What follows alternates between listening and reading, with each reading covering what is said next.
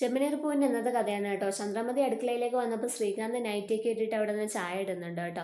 അപ്പോൾ ചന്ദ്രമതി വിചാരിച്ചു വേറെ ഏതോ കള്ളി നമ്മുടെ വീട്ടിൽ കയറിയെന്ന് പറഞ്ഞിട്ട് അടുക്കളയുടെ ഡോറൊക്കെ ഇങ്ങനെ അടച്ചിട്ടിട്ടാണെന്നുണ്ടെങ്കിൽ കിടന്ന് നിലവിളിക്കുകയാണ്. സച്ചി, സുധി, ശ്രീകാന്തെ ഓടി വാടാതെ നമ്മുടെ വീട്ടിൽ കള്ളി കയറിയിടാന്നൊക്കെ പറഞ്ഞിട്ട്.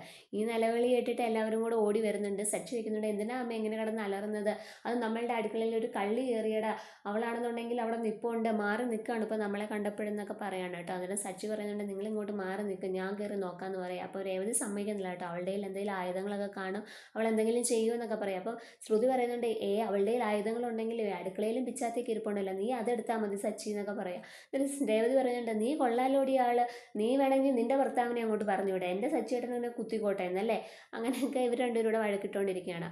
അപ്പം സച്ചി പറയുന്നുണ്ട്, രേവതി നീ ഒന്ന് മിണ്ടാതെ, നീ ഭയങ്കര ധൈര്യശാലിയല്ലേ, ഞാൻ തന്നെ കയറി നോക്കിക്കൊള്ളാം എന്ന് പറയണം. അല്ല സച്ചി തന്നെ അകത്തേക്ക് കയറി നോക്കുകയാണ് കേട്ടോ. കയറി നിൽക്കുമ്പം ലൈറ്റൊക്കെ ഓഫ് ചെയ്തിട്ട് ശ്രീകാന്ത് അവിടെ ഇങ്ങനെ മറിഞ്ഞ് നിൽക്കുക കേട്ടോ. അപ്പോൾ സച്ചി പറയുന്നുണ്ട്, എടി കള്ളി ഇങ്ങോട്ട് മര്യാദയ്ക്ക് തിരിഞ്ഞ് നിൽക്കാനാണ് പറഞ്ഞത്, അല്ലാന്നുണ്ടെങ്കിൽ നിൻ്റെ തല ഞാൻ അടിച്ചു പൊട്ടിക്കുന്നതെന്നൊക്കെ പറയാം. സുധിയും പറയുന്നുണ്ട്, എടാ അവളുടെ തലയങ്ങ് അടിച്ചു പൊട്ടിക്കിടാന്നൊക്കെ പറയാം. വീട്ടും പറയുന്നുണ്ട്, സച്ചി നീ അങ്ങനെയൊന്നും ചെയ്യാതെ, ആരാന്ന് അറിയണ്ടേ നമുക്ക്. അന്നേരം കൊണ്ട് നമ്മളുടെ സച്ചിയാണെന്നുണ്ടെങ്കിൽ ഇങ്ങനെ അടിക്കാൻ കൈ വാങ്ങുമ്പോഴത്തേക്ക് ശ്രീകാന്ത്, അയ്യോ സച്ചിയേട്ടാ എന്നെ അടിക്കല്ലേ എന്നൊക്കെ പറഞ്ഞിട്ട് നിൽക്കുക. അന്നേരം നോക്കുമ്പോൾ എന്താ ശ്രീകാന്ത്. അന്നേരത്തേക്ക് ശ്രീകാന്ത് ചോദിക്കുന്നുണ്ട്, സച്ചിയേട്ടൻ ഒരു ചായ എടുക്കട്ടെ എന്നൊക്കെ കേട്ടോ. അതൊക്കെ കേൾക്കുമ്പോൾ സച്ചിക്ക് ദേഷ്യം വന്നിട്ട് അവൻ്റെ ഒരു ചായ എന്നൊക്കെ പറഞ്ഞിട്ട് അടിക്കാൻ കൈയൊക്കെ വാങ്ങുന്നുണ്ട് കേട്ടോ. എന്നിട്ട് നമ്മുടെ ചന്ദ്രമതി ആണെന്നുണ്ടെങ്കിൽ ശ്രീകാന്തിനെ ഇങ്ങനെ കൈവച്ചങ്ങ് അടിക്കുകയാണ് കേട്ടോ. നീ എന്താടാ ചെയ്തത്, എന്താടാ കാണിക്കുന്നത് എന്നൊക്കെ പറഞ്ഞിട്ട്. അപ്പം വർഷ ഇതൊന്നും അറിയുന്നില്ല. വർഷ ഇങ്ങനെ ചെവിയിൽ ഹെഡ്സെറ്റൊക്കെ വെച്ച് റൂമിൽ പാട്ട് കേട്ടോണ്ടിരിക്കുകയാണ് കേട്ടോ. അപ്പോൾ പെട്ടെന്ന് വർഷ ഇങ്ങനെ പാട്ട് നിർത്തിയിട്ടാണ്, പാട്ട് നിർത്തുന്ന സമയത്താണ് വർഷ കേൾക്കുന്നത് കേട്ടോ. താഴെ ഇത്രയും ബഹളം നടക്കുന്നത്. വർഷ ഓടി വന്ന് നോക്കുമ്പോൾ ശ്രീകാന്തിനെ എടുത്തിട്ട് അടിക്കുന്നു.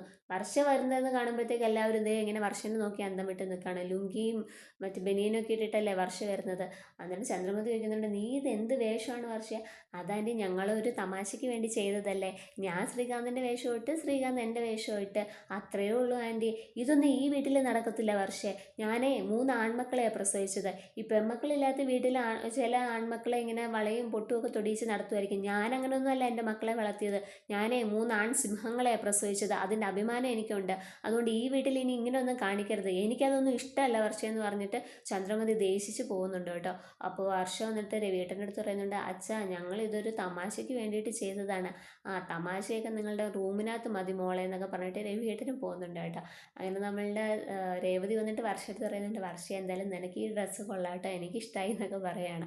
അങ്ങനെ സച്ചിൻ പറയുന്നുണ്ട്, അതെ അതെ എടാ ശ്രീകാന്ത് നിനക്ക് ഈ നൈറ്റ് കൊള്ളാം, നീ ഇനി ഇത് തന്നെ ഇട്ടാൽ മതി എന്ന് പറഞ്ഞിട്ട് നമ്മുടെ സുധിയും സച്ചിയും എല്ലാവരും ചേർന്നിട്ട് ശ്രീകാന്തിനെ വർഷനെയൊക്കെ കളിയാക്കുന്നുണ്ട്. അങ്ങനെ ശ്രീകാന്തിനെ പിടിച്ചിരുത്തിയിട്ട് എല്ലാവരും കൂടെ ചേർന്നിട്ട് ഒരു സെൽഫിയൊക്കെ എടുത്ത് ഇങ്ങനെ സന്തോഷമായിട്ട് നിൽക്കുന്നുണ്ട്. അതിന് പിറ്റേ ദിവസം രാവിലെ ആയപ്പോൾ നമ്മളുടെ രേവതി അതുപോലെ അടുക്കളയിൽ തന്നെ. അപ്പോൾ സച്ചി വന്നിട്ട് വയ്ക്കുന്നുണ്ട്, നീ രാവിലെ തന്നെ തുടങ്ങിയോ രേവതി ഈ അടുക്കളപ്പണി? ഇവിടെ വേറെ 2 മരുമക്കളുണ്ടല്ലോ, അവരെ കൂടെ വിളിക്കുന്നു നിനക്ക് സഹായിക്കാനായിട്ട്. അതിൻ്റെ ഒന്നും ആവശ്യമില്ല സച്ചിയേട്ടാ, ഇത് ഞാൻ തന്നെ ചെയ്തോളാം. നിനക്ക് പൂവൊക്കെ കെട്ടാനില്ലേ, നിനക്ക് ഒരുപാട് സ്വപ്നങ്ങളൊക്കെ ഉള്ളതല്ലേ, അതൊക്കെ നടത്തിയെടുക്കണമെങ്കിൽ ഈ അടുക്കള ജോലിയും കൂടെ നിന്ന് കഴിഞ്ഞാൽ അതൊന്നും നടക്കത്തില്ല എന്ന് പറയാണ്.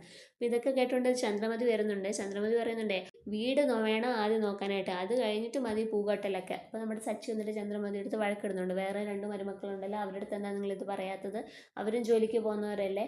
അപ്പോൾ ചന്ദ്രമതി സച്ചിയായിട്ട് അവിടെ വഴക്കിടുന്നുണ്ട്. അപ്പോൾ രേവതി വന്നിട്ട് പറയുന്നുണ്ട്, പോട്ട് സച്ചിയായിട്ട് അമ്മയുടെ താവെന്ന് പറഞ്ഞിട്ട് കാര്യമില്ല, ഞാൻ തന്നെ ഇതെല്ലാം ചെയ്തോളാം എന്നൊക്കെ പറയാണ് കേട്ടോ. അങ്ങനെ രേവതി പറയുന്നുണ്ട്, സച്ചിയേട്ടൻ എന്താ വേണ്ടെന്ന് പറഞ്ഞാൽ ഉണ്ടാക്കി തരാമെന്നൊക്കെ പറയുന്നുണ്ട്. അപ്പം നമ്മുടെ ചന്ദ്രമതി പറയുന്നുണ്ട്, എല്ലാവർക്കും ഇഷ്ടപ്പെട്ടത് ഉണ്ടാക്കാൻ നിന്നാലൊന്നും സമയം കിട്ടത്തില്ല, നീ ശ്രുതിക്ക് ഇഷ്ടപ്പെട്ട ഉണ്ടാക്കിയാൽ മതി, അവരല്ലേ ബിസിനസ് തുടങ്ങാൻ പോകുന്നത്. അപ്പം നല്ല രീതിയിൽ അവർക്ക് ഇഷ്ടപ്പെട്ട കഴിച്ചിട്ട് പോയാലേ അവർക്ക് എല്ലാ കാര്യങ്ങളൊക്കെ നല്ലപോലെ ചെയ്യാനൊക്കെ പറ്റത്തുള്ളൂ. അപ്പോൾ സച്ചി പറയുന്നുണ്ട്, അതെന്താ അവർക്ക് ഇഷ്ടപ്പെട്ടത് ഞങ്ങളെല്ലാവരും അങ്ങ് കഴിക്കണമെന്നൊക്കെ ചോദിച്ചിട്ട് പിന്നെയും വഴക്കൂടുന്നുണ്ട്. അവനാരാ, അവൻ എന്ത് ബിസിനസ്സാണ് ചെയ്യാൻ പോകുന്നതെന്നൊക്കെ പറയുമ്പോഴത്തേക്ക് സുധി ഇത് കേട്ടോണ്ട് വരുന്നുണ്ട്. അങ്ങനെ സുധിയും സച്ചിയും തമ്മിൽ പിന്നെയും വഴക്കാവുന്നുണ്ട്. പിന്നെ സച്ചി പറയുന്നുണ്ട്, നീ പിച്ചെ എടുത്തിട്ടല്ലേ ഇപ്പം നിനക്ക് ഈ ഇതൊക്കെ കിട്ടിയത്, നീ ഒരു കാര്യം ചെയ്യും, നീ ഇനിയും പോയിട്ട് പിച്ചെ എടുക്കുക, അപ്പോൾ നിനക്ക് കുറച്ചുകൂടെ കാശൊക്കെ കിട്ടുമെന്ന് പറഞ്ഞിട്ട് കളിയാക്കുന്നുണ്ട്. അപ്പോൾ ഇതൊക്കെ കേട്ടിട്ട് രവിയേട്ടൻ വരുന്നുണ്ട്. സുധി എന്ന് രവിയേട്ടൻ്റെ അടുത്ത് പരാതിയൊക്കെ പറയുന്നുണ്ട് കേട്ടോ. രവിയേട്ടൻ ചോദിക്കുന്നുണ്ട്, എന്താടാ സച്ചി നീ രാവിലെ തന്നെ തുടങ്ങിയോ എന്നൊക്കെ ചോദിച്ചിട്ട് പിന്നെയും സച്ചിയായിട്ട് എല്ലാവരും കൂടെ ഇങ്ങനെ വഴക്കൂടിക്കൊണ്ട് നിൽക്കുകയാണ്. അപ്പോൾ നമ്മളുടെ ചന്ദ്രമതി വന്ന് ശ്രുതി എടുത്ത് ചോദിക്കുന്നുണ്ട്, ശ്രുതി മോളെ നിനക്ക് എന്താ രാവിലെ കഴിക്കാൻ വേണ്ടേ? അതെനിക്ക് വെജിറ്റബിൾ ബിരിയാണി മതി ആൻറ്റി എന്ന്. രേവതി ശ്രുതിക്ക് ഈ വെജിറ്റബിൾ ബിരിയാണി ഉണ്ടാക്കി കൊടുക്കുക. അമ്മയെ വെജിറ്റബിൾ ബിരിയാണി ഉണ്ടാക്കാനുള്ള സാധനങ്ങളൊന്നും ഇവിടെ ഇല്ലാന്ന് രേവതി. അപ്പം നമ്മളുടെ സച്ചി പറയുന്നുണ്ട്, എടാ നിന്റെ ഭാര്യയ്ക്കല്ലേ വെജിറ്റബിൾ ബിരിയാണി തിന്നേണ്ടത്, നീ പോയിട്ട് സാധനങ്ങളൊക്കെ വാങ്ങിയിട്ട് വരാൻ പറയാം. ശ്രുതി പറയാണ്, അയ്യോ അച്ഛൻ ഞാനോ, എനിക്ക് 7 ഡിഗ്രി ഇല്ലേ, ഈ 7 ഡിഗ്രിയുള്ള ഞാനാണോ പോയിട്ട് പച്ചക്കറിയൊക്കെ വാങ്ങേണ്ടത്, എനിക്കതിനൊന്നും വയ്യ, രേവതി തന്നെ പോയി വാങ്ങിക്കോളൂ എന്ന് ചന്ദ്രമതി പറയുന്നുണ്ട്. അപ്പം രവിയേട്ടൻ ചോദിക്കുന്നുണ്ട്, ഇനി ആ പെങ്കുച്ച് തന്നെ അത് പോയി വാങ്ങണോ?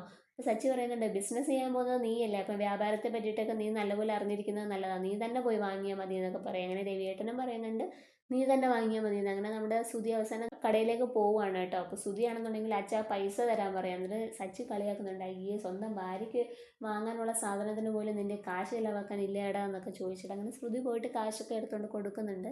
ശ്രുതിയാണെന്നുണ്ടെങ്കിൽ മനസ്സില്ലാ മനസ്സോടെ മാർക്കറ്റിലേക്ക് പോവാണ് സാധനങ്ങളൊക്കെ വാങ്ങാനായിട്ട്. അപ്പോൾ ഇതൊക്കെയാണ് ഇന്നത്തെ എപ്പിസോഡിനകത്ത് വരാനിരിക്കുന്നത് കേട്ടോ.